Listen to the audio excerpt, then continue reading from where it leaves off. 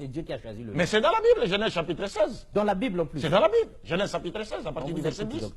Est-ce que Dieu peut-il choisir un nom? Pendant ce temps, les hommes de Dieu fouillaient la Bible là parce que le docteur nous fait peur. Un nom théophore pour un enfant bâtard?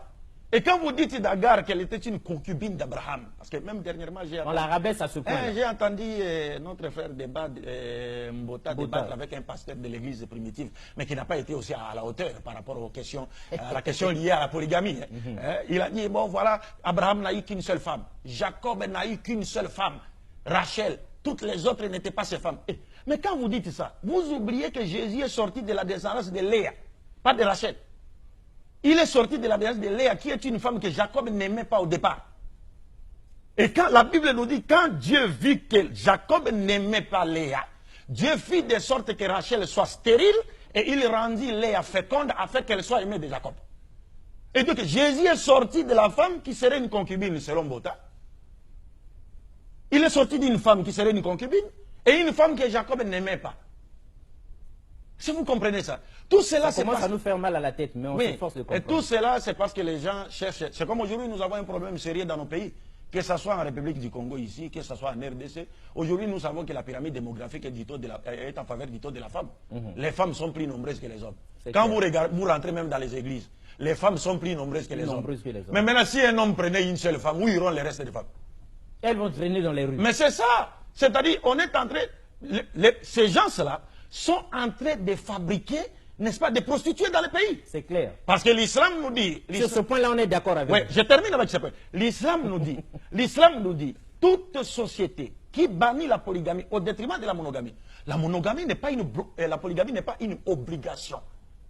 C'est une seconde forme de mariage, mais ce n'est pas obligatoire. Il y a des gens, des musulmans qui ont une seule femme. Ce n'est pas obligatoire. Mais quand vous bannissez la polygamie au détriment de la monogamie, l'islam nous dit, votre société connaîtra 4 ou 5 conséquences. Première conséquence, il y aura prolifération de la prostitution. C'est clair. C'est clair dans nos sociétés. Chez nous, là-bas à Kinshasa, vous pouvez passer dans la rue comme ça, une femme vous appelle. Papa, on m'a la poule date. Même ici, on appelle. Vous ne voulez pas monter l'âne. Regarde comment elle se rabaisse à ce niveau-là.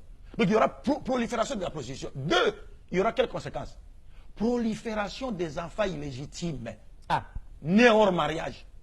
Quatrième conséquence, prolifération de l'infidélité.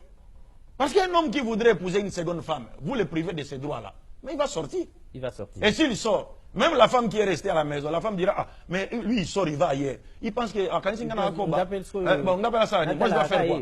Elle va faire quoi? Elle va chercher à aller ailleurs. Ça va créer l'infidélité. Et enfin, c'est quoi? C'est la dépravation totale de mœurs. Parce que les femmes qui sont devenues plus nombreuses que les hommes vont chercher à satisfaire leurs besoins. Et là, quoi? Vous les condamnez à devenir, à se livrer en dessert et en amis gueule à des hommes mariés ou non mariés. Et c'est ce que nous constatons. C'est ce que nous constatons. Mais maintenant, si on posait la question par rapport au taux de la femme aujourd'hui, le christianisme propose quelle solution? Il n'y a pas de solution. Il n'y a pas de solution. Homme de Dieu, on vous respecte, hein? Vous êtes archibishop ou quoi, on ne refuse pas. Mais regardez dans votre propre église. Il y a combien de femmes et combien d'hommes? Ce que tu as la ndengini, basi wana misusu, ce que tu as moko. Les restes, ils vont faire. Donc tout ça, c'était déjà vu et planifié. Le prophète avait tiré la sonnette d'alarme. Comme pour dire, si une société bannit la polygamie, qui n'est pas obligatoire, mais si vous bannissez complètement, alors attendez-vous à ces 4 conséquences-là. Et nous vivons ça. Et nous vivons ça. Et nous savons que Jésus est Mais depuis ce temps-là, pourquoi vous ne nous aviez pas dit? Mais on a toujours parlé de cela. Et nous disons que Jésus lui-même... Mais les hommes de Dieu doivent changer. Nous, on peut avoir 3, 4, 5 sœurs en plus. Ça fait quoi? Oui. Monsieur Bongo, Jésus-Christ lui-même, que la paix de Dieu soit sur lui, est sorti de la descendance d'un homme polygame.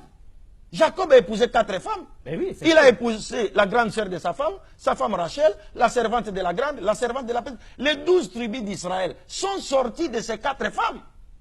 Mais on ne nous a pas dit ça à l'église. Mais on ne peut pas vous dire cela. On a dit seulement les 12 tribus. Non, parce que celui qui nous... Mais c'est sorti d'où? Mais celui qui nous impose de la monogamie obligatoirement, c'est quoi? Ce sont les autres, les Européens et les autres.